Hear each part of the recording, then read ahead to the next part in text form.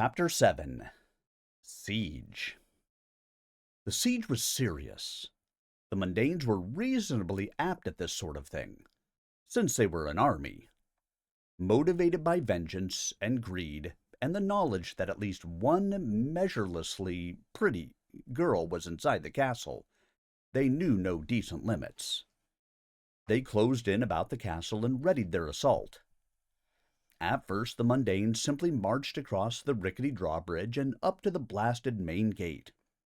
But the zombie ogre came charging out, much of his strength restored by the healing elixir, and tossed them into the moat, where the restored bog monster chomped them. It did not actually eat them, because zombies had no appetite, but its chomping was effective. After that, the mundanes were more cautious. "We have to clear the junk out of the moat," Dor said. "They can just wait across, as it is now, and the monster can't get them all. If we do it now, while they're recovering from the shock of meeting Igor Ogre..." "You have the makings of an excellent tactician," the zombie master said. "By all means, handle it. I am working out your zombie restorative formula, which is devious in detail." So Dor took a squad of zombies out. "I am mortal, so should not expose myself," he told them as he eyed the bog monster. It had been trained not to attack other zombies, but that did not help him. "Arrows cannot kill you, so I will stand watch from the ramparts and call down directions. You will go down into the moat and start hauling armfuls of garbage out." He felt less than heroic in this role, but knew it was the expedient course. The mundanes were surely excellent archers. He was here to get the job done, after all, not to make himself look good. The zombies marched down. They milled about uncertainly. They did not have very good minds, their brains being mostly rotten. The healing elixir worked wonders with their bodies, but could not restore the life and intellects that had once made them men and animals. Dor found his original revulsion for their condition giving way to sadness. What zombie ever knew joy? "You with the skull head," Dor called. "Scoop up those water weeds and dump them on the shore." The zombie started in laboriously. "You with the scarred legs. Haul that log out and bring it to the front gate. We can use it to rebuild the door." It was almost pointless to explain such things to zombies, but he couldn't help himself. It was part of his process of self-justification. If what he did had no permanence in this tapestry world, what of this present situation? But for him, the mundanes would not have laid siege to the castle of the zombie master. If the magician were killed, would he be restored after Dor departed the scene?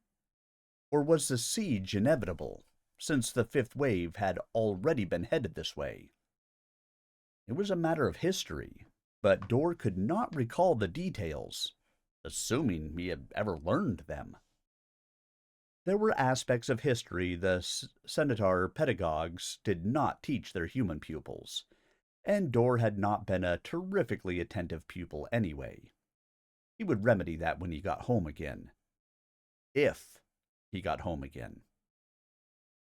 A few arrows came from the forest to plunk into the zombie workers, but with no effect. That evidently gave the mundanes pause for thought. Then a party of workers advanced with swords drawn, intending to cut the zombies into pieces too small to operate. Dor used a bow he had picked up from the castle armory, ancient and worn, but serviceable. He was no expert at this, but his body had evidently been trained to this weapon too. It was very much the complete soldier. He fired an arrow at a mundane, but struck the one beside his intended target. "Good shot!" Millie exclaimed, and Dor was ashamed to admit the truth. No doubt if he had let the body do the whole thing itself, it would have scored properly, but he had tried to select his own target. He had better stick to swords in the future. but it sufficed to discourage the attack, since this was just an offhand mundane gesture, not a real assault on the castle. Also, they didn't know that there was only a single archer on the wall. The mundanes retreated, and the moat clearing continued. Dor was pleased. He was accomplishing something useful. It would be 10 times as hard to storm the castle with that moat deep and clear. Well, maybe 8 times as hard. Meanwhile, Jumper was climbing about the rafters and inner walls of the castle, routing out vermin, which he gobbled with glee, and shoring up weak spots. He lashed subsiding members with silk cords, and he patched small holes, using wood and chinks of stone fastened in place by sticky masses of silk. Then he strung alarm lines across the embrasures to alert him to any intrusions there. This was a small castle, somewhat haphazardly constructed, with a single peaked roof, so in a short time the spider was able to accomplish much. Millie went over the living and cooking facilities. The zombie master, a bachelor, had a good store of provisions, but evidently survived mainly on those that required least effort to prepare. Cheese balls, fried eggs from the fryers that nested on the rafters, hot dogs from the dogwood that grew just inside the moat, and shrimp from the shrimp plants in the courtyard. The courtyard was south of the roofed region, so that the sunlight could slant in over the south wall to reach the ground inside. A number of plants and animals existed there, since the zombies did not bother them. Millie set about making more substantial meals. She found dried fruits in the cellar and dehydrated vegetables, all neatly spelled to keep them from spoiling, and cooked up a genuine handmade mashed peach and potato cobblestone stew. It was amazing. And the zombie master, after due experimentation in his laboratory, produced for Dor a tiny vial of life restorative elixir, brewed from the healing waters by the art of his talent. Do not mislay this, or use it incautiously, he cautioned. The dosage suffices only for one. Thank you, Dor said, feeling inadequate. This is the whole reason I came to this land. I can't tell you how important this vial is to me. Perhaps you could offer me a hint, however, the magician said. Since we are about to sustain a determined siege, from which we may not emerge, I admit a certain curiosity. Delicately put. I'm sorry about that, Dor said. I know you prefer living alone, and if I'd known we'd cause all this trouble... I did not say I objected to either the company or the trouble, the zombie master said. I find I rather enjoy both. You three are comparatively simple people, not given to duplicity, and the mere presence of a challenge to survival evokes an appreciation for life that had been lacking. Yes, Dor said, surprised. The magician was becoming quite sociable. You deserve to know. Dor was feeling generous now that he had this much of his mission accomplished, and the zombie master's candor was nice to receive. I am from 800 years in your future. There is a zombie in my time I wish to restore to full life as a favor to a friend. Even in this moment of confidence, he could not quite confess his real interest in Millie. This vial would make her happy, and himself desolate, but the thing had to be done. You are the only one who knows the formula for such restoration. So, by means of enchantment, I came to you. A most interesting origin. I am not certain I believe it.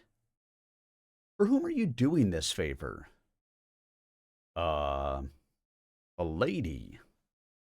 The thought of letting Millie learn of her 800-year fate appalled him, and he resolved not to utter her name. He had not had much luck in keeping such resolutions before, but he was learning how. What horror would this knowledge wreak on so innocent a maid, who screamed and flung her hair about and kicked her feet so fetchingly at the slightest alarm? Far better that she not know. And who is the zombie? The magician prodded gently. I do not mean to pry into what does not concern me, but zombies do concern me. For surely every zombie existing in your day is a product of my magic. I have a certain consideration for their welfare. Dor wanted to balk, but found that, ethically, he could not deny the zombie master this knowledge. The lady calls him Jonathan. That's all I know. The man stiffened. Ah, the penalty of idle curiosity, he breathed. You know this zombie? I may. It becomes a lesson in philanthropy. I never suspected I would be doing such a favor for this particular individual. Is he one of your zombies here at the castle? Already, Dor felt a tinge of jealousy. Not presently. I have no doubt you will encounter him anon. I don't want to. No, he could not say that. What was to be, was to be. I don't know whether it would be wise to tell him. 800 years is a long time to wait for restoration. He might want to take the medicine now, and then he wouldn't be there for the lady. Which was itself a fiendishly tempting notion he had to suppress. The elimination of Jonathan from his own time would not only rid him of competition for Millie's favor, it would eliminate his whole reason for coming here. How could he restore a zombie who had already been restored 8 centuries ago? But if he didn't do it, paradox, which could be fatal magic. A very long time, the zombie master agreed. Have no concern. I will not betray your secret to any party. He dismissed the subject with a brusque nod. Now we must see to the castle defenses. My observer bugs inform me that the mundanes are massing for a major effort. The defenders girded to meet that effort. Jumper guarded the east wall and the roof, setting up a series of trap lines and interferences for intruders. The zombie master took the south wall, which enclosed the courtyard. Dor took the west. All were augmented by contingents of zombies, and of course the ogre handled the north gate. Millie remained inside, to watch for hostile magic, conjurations and such, they told her. No one wanted to put her on the ramparts during the violence, where her acute reactions would serve as a magnet for mundanes. She also had charge of the supply of healing elixir, so she could come to the aid of the wounded. The zombie bugs must have made excellent use of their elixir-restored eyes, for the attack occurred right on schedule. A wave of mundanes charged the side of the castle. Not the front gate, where Igor's reputation more than sufficed, but the weakest wall, which happened to be Dor's. They threw down logs to form a makeshift bridge, stationed men with outsized shields on either side of it to block the moat monster, and funneled about half their number across. They carried 3 scaling ladders, which they threw up against the wall. The castle had been constructed foolishly, with a ledge above the first 2 stories, ideal for ladders to hook to. The ledge terminated abruptly at the corner where the courtyard commenced, but led to a small door near the northern edge. Presumably, this access was intended to facilitate cleaning of the gutter spouts, but it also ruined the integrity of the castle's defense. A blank wall with no ledge and no door would have been so much better. Dor stationed himself before the door and waited, hoping he was ready. His stomach was restless. In fact, at the moment, he felt in urgent need of a toilet. But of course, he couldn't leave. None of them could leave their posts until the attack was over. That had been agreed. There was no telling what tricks the Mundanes might try to draw the defenders out of position, making the castle vulnerable. Men swarmed up the ladders. They were met at the top by zombie animals, a two-headed wolf with rotting jaws but excellently restored teeth, a serpent with gruesomely articulated coils, and a satyr with sharp horns and hooves. The first men up were evidently braced for human zombies. These animals unnerved them, causing them to be easy prey. Then Dor ducked in with a long crowbar.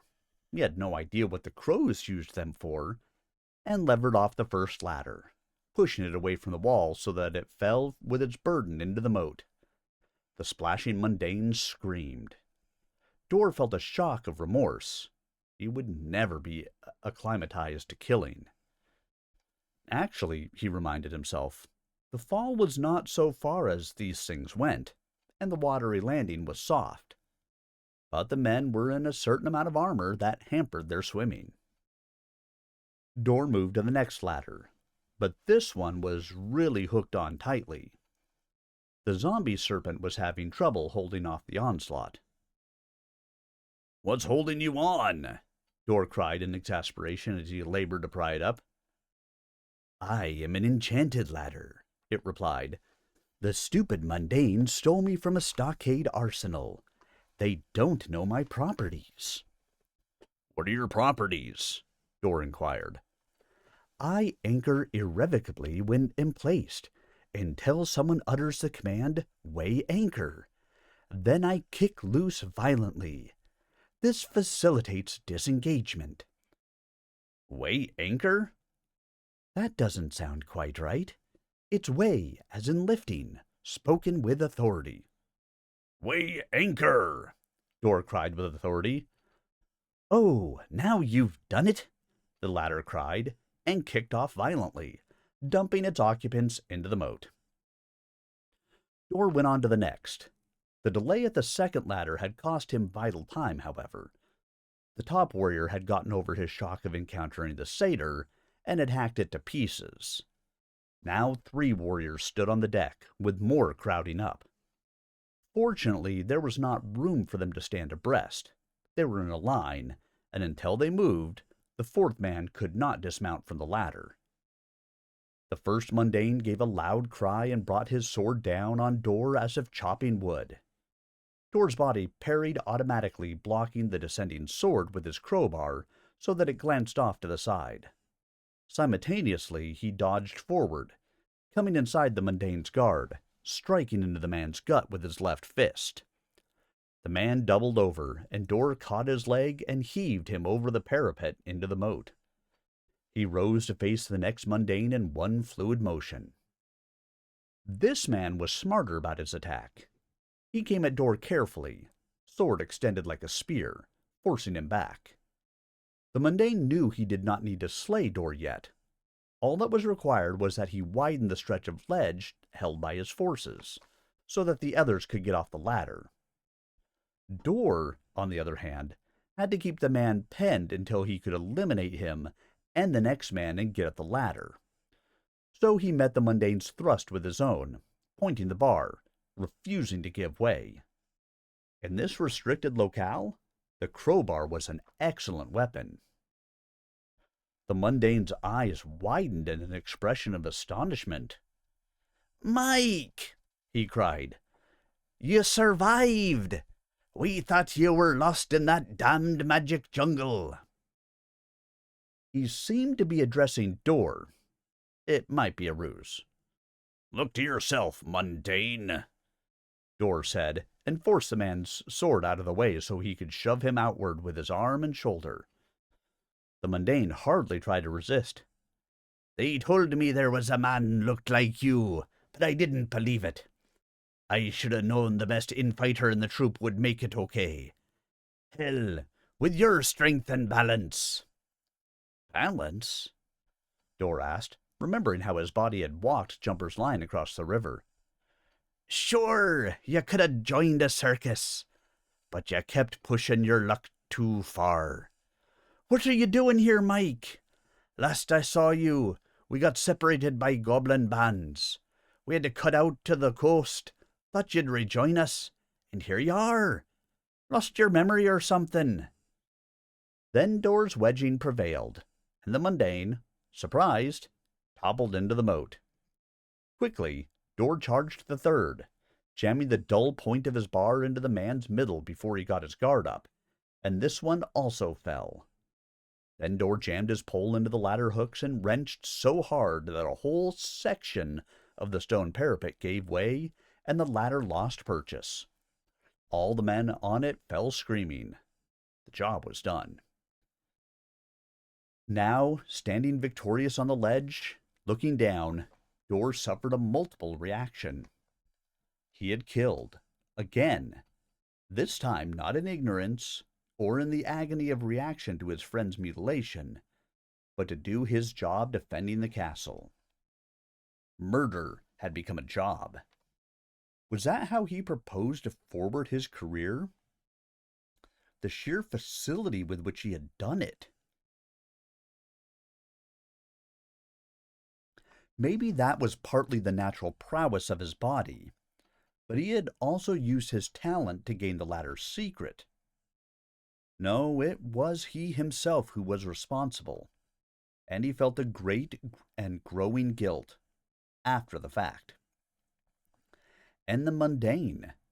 That man had recognized Dor, or rather, Dor's body, calling him Mike.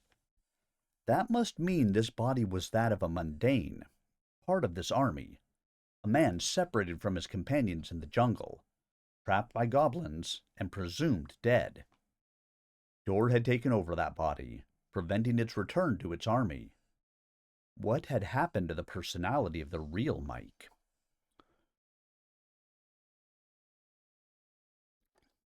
Dor bashed his hand against his head. The flea had bitten him again. Infernal bug. Oops. Others called Jumper a bug, and Dor didn't like that. Maybe the flea didn't like being called a... Oh, forget it. Where had he been, as he pondered things and watched the mundanes drown below? Oh yes, the fate of the personality of the original Mike Mundane. Dor couldn't answer that. He presumed the real Mike would return when Dor left. What bothered him more was the fact that he had taken advantage of the mundane's recognition of him to hurl the man from the wall. The mundane had paused, not wishing to strike a friend, and had paid for that understandable courtesy with his position, perhaps his life. How would Dor himself feel if he encountered Jumper and welcomed him, and Jumper struck him down? That had been a cruel gesture. Nevertheless, he held his position. He hoped the others had held theirs. He didn't dare check directly. This was his position to defend, and another ladder crew could arrive the moment he deserted his post. War was not nice. If Dor ever got to be king, he would see that problems were settled some other way, if at all possible. No one would ever convince him that there was any glory in battle. The sun sank slowly before him.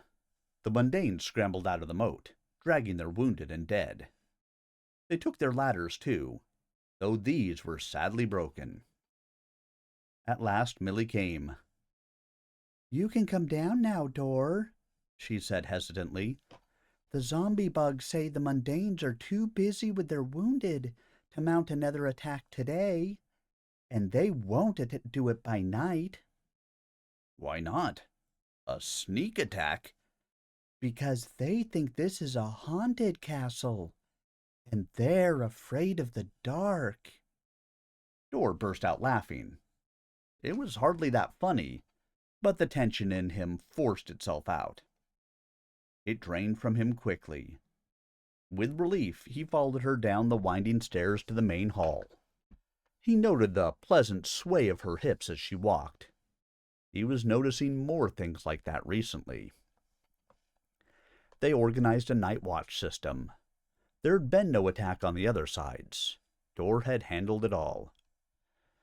"We would have come to your aid," Jumper chittered, "but we feared some ruse." "Exactly," Dor agreed. "I would not have come to help you either." "If we don't have discipline, we have nothing," the zombie master said. "We living are too few." "But tonight, you rest," Millie told Dor. "You have labored hard and have earned it." Dor didn't argue. He was certainly tired and somewhat sick at heart, too. That business with the mundane who recognized him. Jumper took the first watch, scrambling all about the walls and ceilings inside and out. The zombie master retired for half a night's sleep before relieving the spider. That left Millie, who insisted on keeping Dor company while he ate and rested. "You fought so bravely, Dor," she said, urging a soup nut on him. "I feel sick." Then, aware of her gentle hurt, he qualified it. Not from your cooking, Millie. From the killing. Striking men with a weapon. Dumping them into the moat. One of them recognized me. I dumped him, too." "Recognized you?" How could he explain? "He thought he did. So he didn't strike me. It wasn't fair to strike him." "But they were storming the castle. You had to fight, or we would all have been." She squiggled, trying to suggest something awful. It didn't come across. She was delectable. "But I'm not a killer," Dor protested vehemently. "I'm only a 12-year-old. He caught himself, but didn't know how to correct his slip. "A 12-year veteran of warfare," she exclaimed. "Surely you have killed before." It was grossly misplaced, but her sympathy gratified him strongly. His tired body reacted. His left arm reached out to enclose her hips in its embrace as she stood beside him. He squeezed her against his side. Oh, her posterior was resilient. "Why, Dor," she said, surprised and pleased. "You like me." Dor forced himself to drop his arm. What business did he have, touching her, especially in the vicinity of her cushiony posterior? "More than I can say." "I like you too, Dor." She sat down in his lap, her derriere twice as soft and bouncy as before. Again, his body reacted, enfolding her in an arm. Dor had never before experienced such sensation. Suddenly, he was aware that his body knew what to do if only he let it. That she was willing. That it would be an experience like none he had imagined in his young life. He was 12. His body was older. It could do it. "Oh, Dor," she murmured, bending her head to kiss him on the mouth. Her lips were so sweet The flea chomped him hard on the left ear. Dor bashed it and boxed his ear. The pain was brief but intense. He stood up, dumping Millie roughly to her feet. "I have to get some rest," he said. She made no further sound, but only stood there, eyes downcast. He knew he had hurt her terribly. She had committed the cardinal maidenly sin of being forward and been rebuked. But what could he do? He did not exist in her world. He would soon depart, leaving her alone for 800 years. And when they rejoined, he would be 12 years old again. He had no right. But oh, what might have been, had he been more of a man. There was no attack in the night, and none in the morning, but the siege had not been lifted. The Mundanes were preparing another onslaught, but the defenders simply had to wait for it. While precious time slipped by, and the situation worsened for Castle Roogna, for King Roogna, Magician Murphy was surely smiling. Dor found Millie and the Zombie Master having breakfast together. They were chatting merrily, but stopped as he joined them. Millie blushed and turned her face away. The Zombie Master frowned. He was halfway handsome after one acclimatized to his gauntness. Dor, our conversation was innocent. But it appears there is something amiss between you and the lady. Do you wish me to depart? No, Dor and Millie said together. The magician looked nonplussed. I have not had company in some time. Perhaps I have forgotten the social niceties, so I must inquire somewhat baldly. Would you take exception, Dor, if I expressed an interest in the lady? A green icicle of jealousy stabbed into Dor. He fought it off, but he could not speak. Now Millie turned her large eyes on Dor.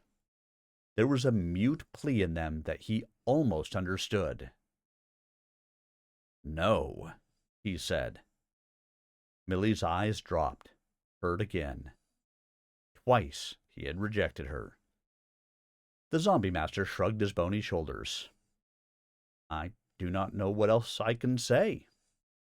Let us continue our meal.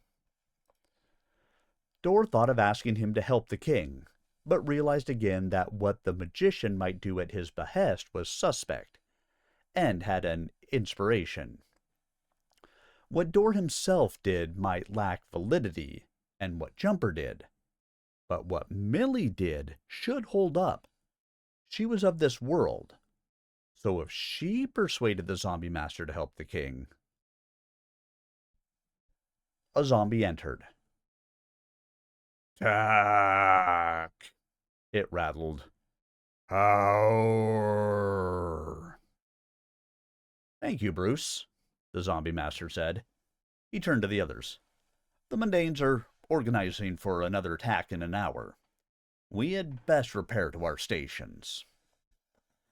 This time, the attack came on Jumper's side. The Mundanes had assembled a massive battering ram. Not a real ram. Those animals did not seem to have evolved yet. A mock ram fashioned from a heavy trunk of ironwood mounted on wheels. Dor heard the boom and shudder as it crashed over the bridge they laid down over the moat and collided with the old stone. He hoped the wall was holding, but could not go to see or help. His post was here, not to be deserted lest another ladder attack come without warning. The others had had the discipline to stay clear of his section last time for the same reason. This was a special kind of courage, this standing aloof and ignorant. An arrow dropped to his ledge. It had slid over the roof of the castle and fallen, its impetus spent. "What's the news over there?" Dor asked it. "We're trying to batter a hole in the wall," the arrow said. "But that damned huge bug keeps yanking out our moat crossing planks with its sticky lines. We're trying to shoot that spider, but it dodges too fast. Thing runs right across a sheer brick wall. I thought I had it." The arrow sighed. "But I didn't. Quite." "Too bad," Dor said, smiling. "Don't patronize me," the arrow cried sharply. "I am a first-class weapon." "Maybe you need a more accurate bowman." "That's for sure. More good arrows are ruined by bad marksmanship. Oh, what's the use? If arrows ruled the world instead of stupid people. Life was tough all over, Dor thought, even for the non-living. He did not speak to the arrow again, so it could not answer. Objects had to be invoked each time, initially. Only when he gave them a continuing command, voiced or unvoiced, as with the spiderweb that translated Jumper's chittering, did they speak on their own. Or when, through constant association with him, they picked up some of his talent, as with the walls and doors of his cheese cottage, his home. How far removed that home seemed now. After a while, the furor subsided, and Dor knew Jumper had succeeded in balking the attack. He considered going to check, since the threat had now abated, but decided to stay at his post. His curiosity was urgent, but discipline was discipline, even while it became virtually pointless. And quietly, a ladder crew came to his side. They were trying to sneak in. Dor waited silently for them to work their way across the moat and lift and hook the ladder and mount it. They thought he was absent or asleep, or at least not paying attention. How close they had come to being correct. Then, just as the first mundane came over the parapet, Dor charged across with his lever, wedged the ladder up, and shoved it away from the wall. He hardly noticed the screams and splashes as the men landed in the moat. By his constancy, he had stopped the sneak raid and helped save the castle. Had he yielded to temptation and left his post prematurely, he felt somewhat more heroic than he had before. Finally, the zombie I Spy announced that the Mundanes had withdrawn their main attack force, and Dor rejoined the others within. It was midday. They ate, then whiled away the long afternoon working on a jigsaw puzzle that Millie had discovered while cleaning the drawing room. It was a magic puzzle, of course, for the jigs and saws were magical creatures who delighted in their art. When assembled, it would be a beautiful picture. But now it was in myriad little pieces that had to be fitted together.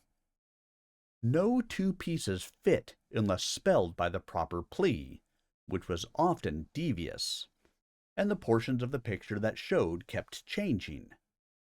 The principle seemed to be similar to that of the magic tapestry of Dor's own time, with the little figures moving as in life. In fact, "This is it!" Dor exclaimed. "We are weaving the tapestry!"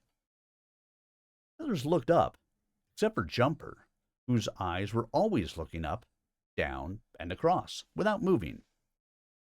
"What tapestry?" Millie inquired, somewhat coldly. She was still sweetly angry with him for his rejection of her.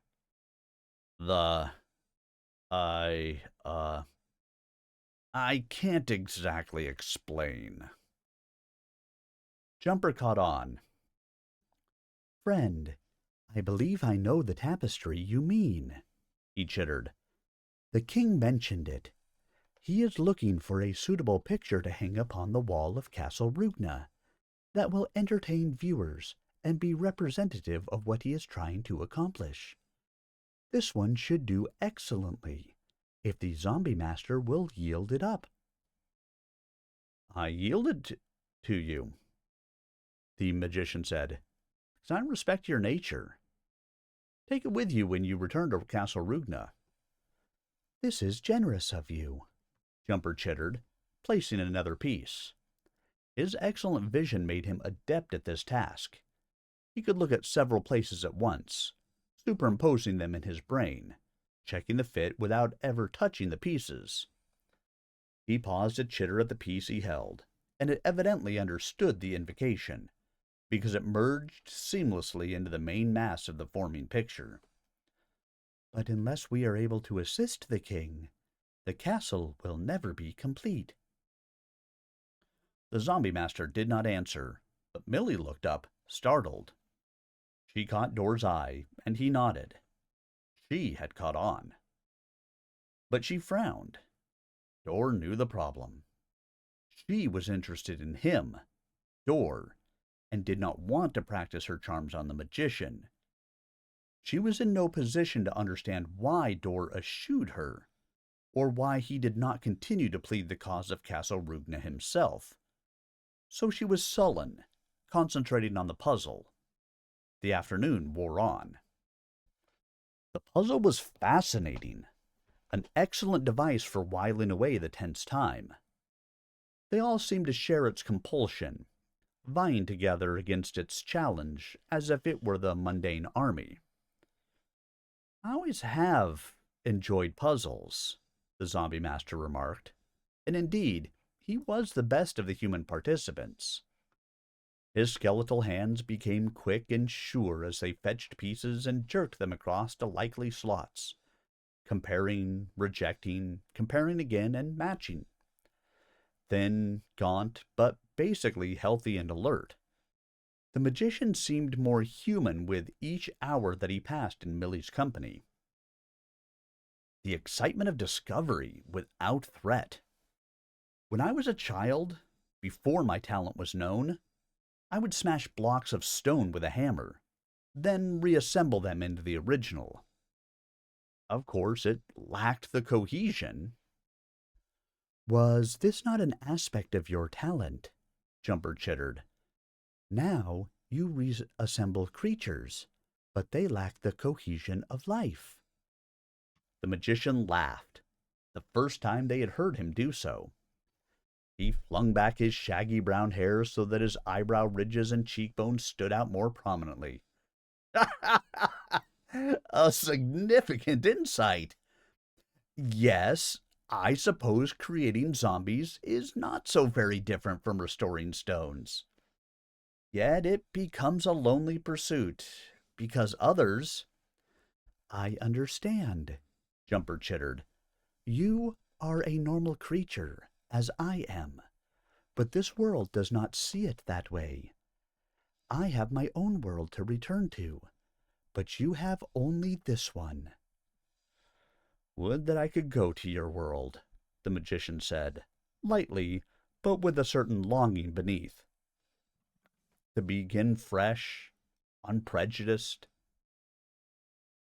Even among spiders, I would feel more at home. Millie did not speak, but her demeanor softened. They worked on the puzzle. It occurred to Dor that human relations were similar to such a puzzle, meshed by the conventions of language. If only he knew where the pieces that was his whole life should be fitted. When I was young, the zombie master remarked after a bit, I dreamed idly of marrying and settling down in the normal fashion, raising a family. I had no thought of being as you see me now. I had better appetite, was more fully fleshed, was hardly distinguishable from normal boys. Then one day I found a dead flying frog, and was sorry for it. Tried to will it back to life, and... The first zombie! Millie exclaimed. True. I watched that frog fly away with amazement, thinking I had wakened the dead. But it was less than that. I could only half waken the dead. Except, perhaps, in special cases. He glanced at Dor, obviously thinking of the restorative elixir.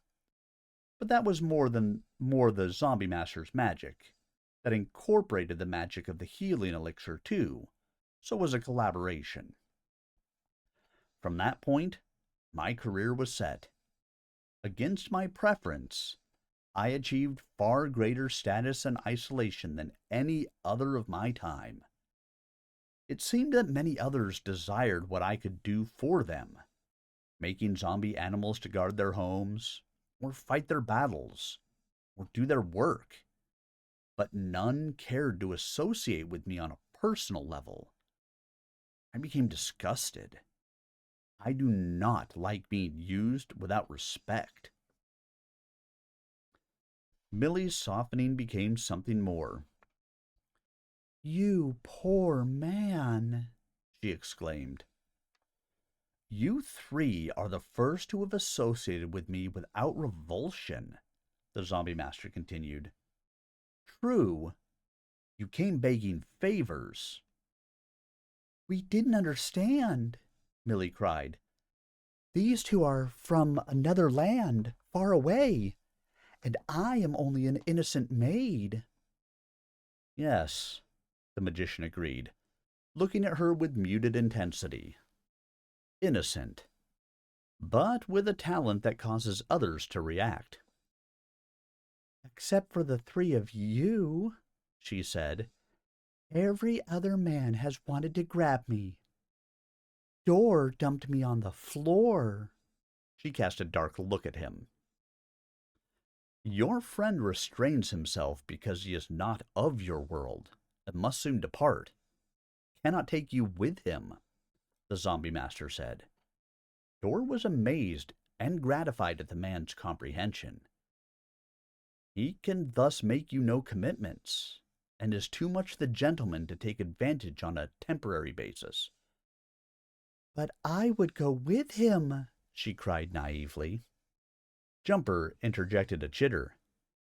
It is impossible, maid. There is magic involved. Her chin thrust forward in cute rebellion. Yet, if you cared to remain here at my castle, Millie, you could have a life of status, the magician began, then reined himself. But also of isolation. That must be confessed. You really have a lot of company, Millie said. The zombies aren't so bad once you get to know them. They have different personalities. They can't help it if they're not quite alive. They are often better company than the living creatures, the zombie master agreed. They do possess muted emotions and dim memories of their prior lives. It is ignorance that makes some suspect. The ignorance of the majority of normal people. All the zombies need are set jobs to do, and a comfortable gravesite to sleep in between tasks. And acceptance. Dor listened, noting how Millie and the magician were coming together, forcing himself to stay out of it. His direct involvement could invalidate anything that happened, if Murphy was right. Yet it bothered him increasingly, this attempt to use the zombie master, who was, after all, a decent man. I don't think I'd mind living among zombies, Millie said. I met a girl zombie in the garden. I think in life she must have been almost as pretty as I am. Almost, the zombie master agreed with a smile. She was slain by a pneumonia spell intended for another, but when I restored her, her family would not take her back. So she remains here. I regret that I cannot undo my magic. Once it has been applied, she is doomed like the others to live half alive forever. I screamed when I met the first zombie, but now... I realize your primary interest is elsewhere, the magician said, glancing obliquely at Dor. But if, accepting the fact that you cannot be with him, you would consider remaining here with me... I have to help the king, she said. We promised to. The zombie bowed to the inevitable. For you, I would even indulge in politics. Ad hoc. Employ my zombies to... No, Dor cried, surprising himself. This is wrong. The zombie master glanced at him expressionlessly. You are, after all, asserting your interest in the lady? No, I can't have her. I know that. But we stay here only because we are under siege. And the moment the siege lifts, we'll go back to Castle Roogna. It is dishonorable to let her play upon your loneliness only to gain your help for the king. The end does not justify the mean. He had heard King Trent say that in his own time, but had not appreciated its full meaning until now. End and mean. Or was it ends and means? You have been generous to me and Jumper because you understood our needs and respected them. How could you respect Millie if, for the first time, they saw Millie angry? I wasn't trying to use him. He's a nice man. It's just that I made a promise to the king, and I can't just go off and do something else and let the whole kingdom fall. Dor was chagrined. He had not really understood her innocence. I'm sorry, Millie. I thought. You think too much, She flared.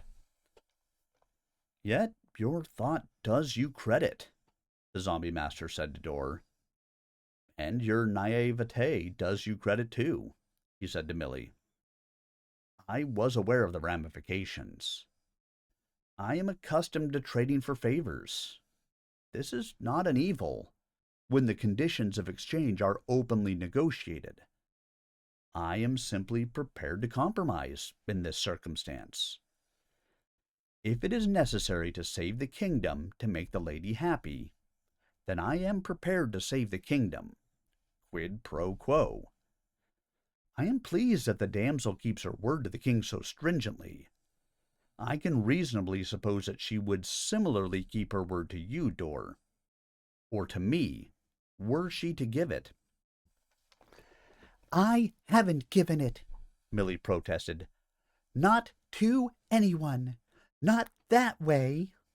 But she seemed subtly flattered. The matter may be academic, Jumper chittered. We are under siege here, and lack the means to do more than defend ourselves within this castle. With the aid of the loyal zombies, we cannot help the king anyway. And even if there were no siege, the magician said, I have suffered attrition of zombies. They are immortal, but when physically destroyed, with the pieces lost, they become useless. I could only bring a token force to the aid of the king, not enough to overwhelm the curse on Castle Roogna. You could make more zombies, Dor said, if you had more dead bodies. Oh yes, without limit. But I need intact bodies, and fresh ones are best. Could we but overcome the mundanes, Jumper chittered. We could use their bodies to fashion a mighty army. If we had a mighty army, we could use it to vanquish the mundanes, Dor pointed out. Close circle. I do not wish to interfere with human concerns, Jumper chittered, but I believe I see a course through the impasse. There is some risk entailed. There is risk entailed in remaining under siege, the zombie master said. Present your notion. We can consider its merit jointly. He placed another piece of puzzle, uttering the merchant spell under his breath. It is an arrangement, a series of agreements utilizing all our efforts, Jumper chittered. The zombie master and Millie must defend this castle for a time alone, while I convey Dor outside by night. I can swing him along a line to a near tree so that no one will notice. The mundanes cannot see as well as I can in darkness.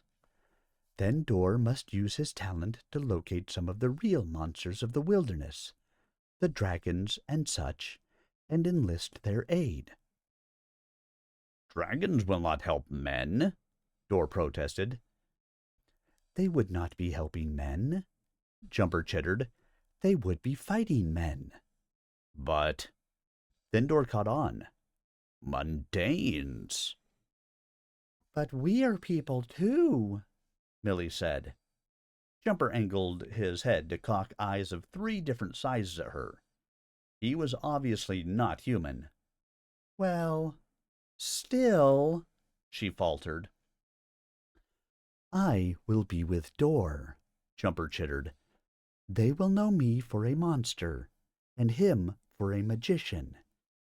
Inside the castle will be another magician and a woman, and many zombie animals. No normal human men. We will convey this promise. Any monsters who die in the battle to lift the siege will be restored as zombies. But mainly, they will have the thrill of killing men with impunity. The king will not condemn them for what they do, since it is to assist him. It just might work, Dor exclaimed. Let's go. Not until dark, Jumper chittered. And not until you've eaten, Millie added. She bounced off to the kitchen. Jumper placed a final puzzle piece and retired to an upstairs rafter to rest. That left Dor and the zombie master with the puzzle, which was coming along nicely. They had largely completed the center, with the scene of Castle Roogna, and were working toward the zombie master's castle. Dor was increasingly curious to know how it would turn out. Would they be able to see themselves in it, under mundane siege? How much of reality did these magic pictures reflect? Are you really going to help the king? Dor asked. I mean, if we break the siege here. Yes, to please the lady, and to please you. Still, Dor was troubled. There is something else I must tell you. You are about to risk your life in the defense of my castle. Speak without inhibition. The lady is doomed to die young. I know this from history. The zombie master's hand froze, with a translucent piece of puzzle held between gaunt fingers. The piece changed from warm red light to cold blue ice. I know that you would not deliberately deceive me. Maybe he had spoken too uninhibitedly. I would be deceiving you if I failed to warn you. Maybe death is not the right word, but she will be a ghost for centuries. So you will not be able to... Dor found himself overcome by remorse at what he could not prevent. I think someone will murder her, or try to, at age 17. What age is she now? 17. The magician rested his head against his hand. The puzzle piece turned white. I suppose I could make a zombie of her and keep her with me, but it wouldn't be the same. If you're helping the king to please her, or to please any of us, we'll all be gone within the year. So it may not be worth it to... Your honesty becomes painful, the zombie master said. Yet it seems that if I am to please any of you, I must do it promptly. There may not again in my lifetime be opportunity to please anyone worth pleasing. Dor did not know what to say to this, so he simply put out his hand. The magician set down the puzzle piece, which had turned black, and shook Dor's hand gravely. They returned to the puzzle, speaking no more.